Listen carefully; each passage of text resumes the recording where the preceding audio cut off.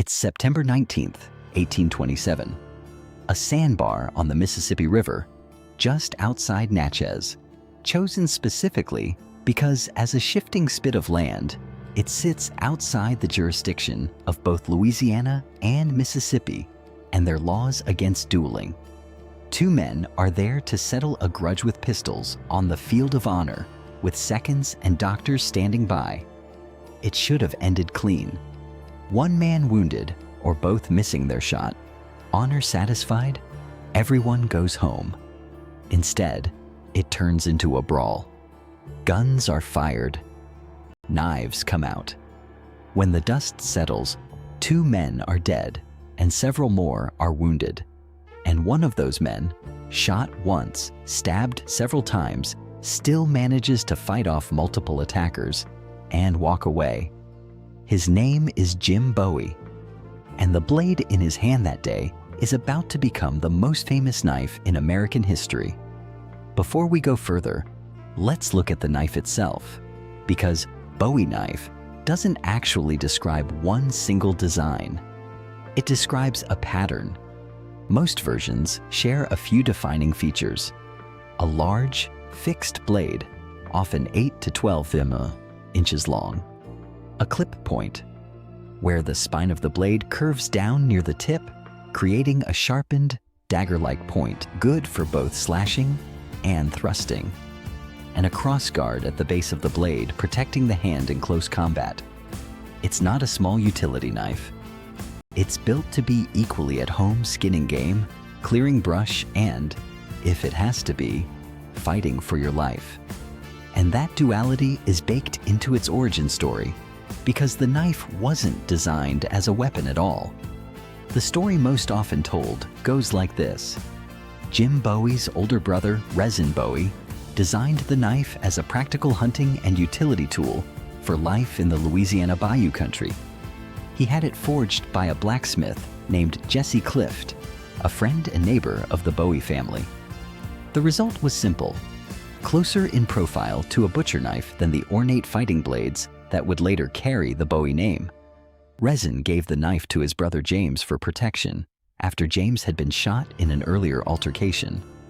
It wasn't meant to make history. It was meant to keep his brother alive. I want to be upfront here. The exact origin is genuinely disputed by historians. Resin's account is the most consistent one, told and retold by Resin himself after his brother's death. But there are competing claims, including one crediting an Arkansas blacksmith named James Black with refining the design. The Bowie knife's early history is, in the words of historians who've studied it, complicated by thin documentation and a mythology that outran the paper trail almost immediately. What isn't disputed is what happened next. That plain practical hunting knife ended up in Jim Bowie's hand on a sandbar outside Natchez in 1827, and that single afternoon changed everything. The sandbar fight is the turning point, and it's worth understanding just how fast it traveled. Within months, accounts of the fight were running in newspapers in Philadelphia, New York, and Washington, D.C. In an era with no photographs, no telegraph, this story spread through print alone. A wounded man, shot and stabbed, still cutting down multiple attackers with a big knife. It was, in the words of one historian, the sort of story that went viral in the only way something could in 1827. The public didn't just want to hear about Bowie. They wanted the knife. Demand exploded for blades like the one Bowie carried, and Resin, fully aware of the family name's new value, began commissioning finer versions, some with silver mountings, gifting them to friends and prominent men. What had been one man's practical tool became a commercial category almost overnight. And then, less than a decade later, the story gets its second act. Jim Bowie died on March 6, 1836, at the Battle of the Alamo, knife reportedly still in hand. That death didn't end the legend. It sealed it. The Bowie knife was now permanently fused to to two of the defining stories of the American frontier: a legendary brawl and a legendary last stand. Here's where it gets interesting. Historians aren't even fully sure the knife carried at the Alamo, or even the exact knife used at the sandbar fight, matches what we picture today when we hear Bowie knife. The clip point, the crossguard, the specific silhouette, those features solidified as the Bowie knife look over years of commercial production and public imagination. Not necessarily from one single original blade. Multiple blacksmiths of the era claim to have made knives just like it, or earlier than it.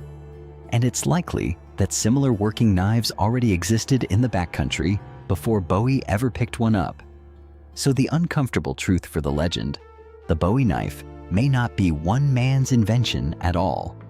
It might be a folk design that already existed and simply needed a famous, half-dead man surviving an impossible fight to turn it into a legend with a name attached. That doesn't make the story less remarkable. It just means the knife's fame came first from a man and only became a fixed design afterward. The opposite order most people assume. Through the mid-19th century, Bowie knife becomes almost a generic term, applied to a huge range of large sheath knives, whether or not they had any real connection to the Bowie family. It rides west with American expansion, becomes a fixture of frontier life alongside firearms, and picks up a regional nickname, the Arkansas toothpick, tying it to backcountry origins in the Ozarks. It shows up again and again in frontier lore. Buffalo Bill Cody, one of the most famous showmen of the American West, used one both practically for skinning and butchering, and, according to his own later interviews, in the altercation that made him famous in Wild West mythology. By the 20th century, the Bowie knife shifts from frontier necessity to cultural icon, a fixture of Western films, military surplus catalogs, and outdoor gear lines. Today, it's one of the most reproduced knife patterns in the world, sold by major manufacturers, forged by hundreds of custom bladesmiths, and still one of the most recognized knife silhouettes on the planet collector, prized specifically because of how tightly it's bound to the story we just told. So picture that sandbar again. A wounded man, refusing to go down, a knife in his hand that was never supposed to be famous at all. We can't even say for certain that the knife people picture today matches the one he actually carried that day. But it doesn't matter. The legend built the knife more than the knife built the legend. And 200 years later, Bowie knife doesn't just describe a shape of blade. It describes a story about refusing to lose, even while bleeding out on a sandbar outside Natchez. That's a legacy no single blade could have earned on its own. If you want to keep tracing the history behind the edge, hit subscribe. Every episode, we're digging into another blade that shaped a culture or a war, from the kukri to the katana and beyond. Follow for next time, when we'll get into the world-famous katana.